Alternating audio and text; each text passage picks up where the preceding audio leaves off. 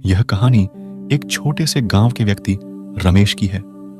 रमेश एक साधारण किसान था जो रोजमर्रा की जिंदगी की परेशानियों से जूझ रहा था।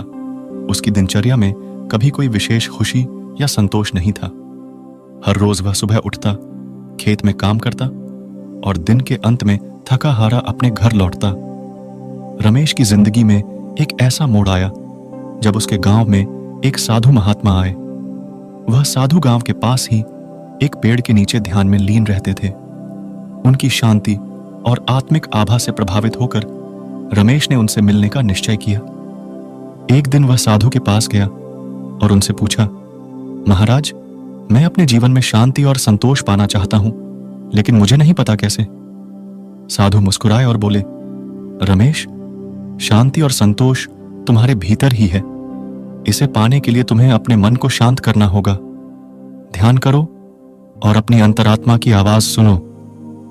रमेश ने साधु की बातों को गंभीरता से लिया और नियमित रूप से ध्यान करने का निश्चय किया। शुरुआत में उसे ध्यान करना मुश्किल लगा।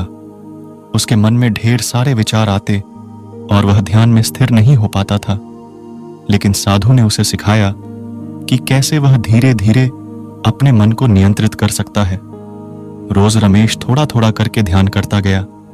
धीरे धीरे उसने अपने मन के विचारों को शांत करना सीख लिया। उसे अब जीवन की छोटी छोटी बातों में खुशी मिलने लगी।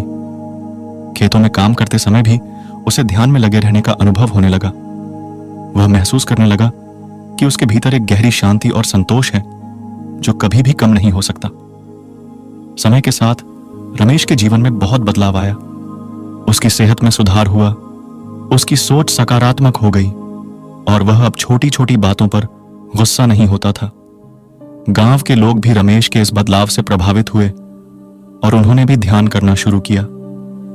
रमेश को अब समझ में आ गया था कि सच्ची शांति और खुशी बाहरी चीजों में नहीं, बल्कि अपने भीतर के मन में है। ध्यान के माध्यम से उसने जीवन का सबसे महत्वपूर्ण सबक सीखा। शांति और संतोष का स्रोत हमारे भीतर ही है। इस कहानी से प्रेरणा लेकर आप भी ध्यान को अपनी जिंदगी का हिस्सा बनाइए और देखिए कैसे आपका जीवन भी रमेश की तरह बदल सकता है।